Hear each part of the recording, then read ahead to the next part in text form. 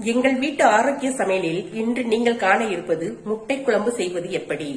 காய்ந்த மிளகாய் வத்தல், மல்லி, ஜீரகம், சிறிதளவு மிளகு இவைகளை நன்றாக வறுத்து அவற்றுடன் 4 பூண்டு பற்களையும் போட்டு நன்றாக அரைத்து வைத்துக் கொள்ள வேண்டும். தேங்காயை தனியாக அரைத்து பால் எடுத்து வைத்துக் கொள்ள வேண்டும். ஒரு வாணலியில் எண்ணெய் ஊற்றி எண்ணெய் காய்ந்தவுடன் பட்டை, கிராம்பு, லவங்கம், 2 ஏலக்காய், ஒரு பிரிஞ்சி இலை இவைகளை போட்டு வதக்கி அவற்றுடன் நறுக்கி வைத்துள்ள சின்ன வெங்காயத்தை போட்டு நன்கு வதக்க வேண்டும்.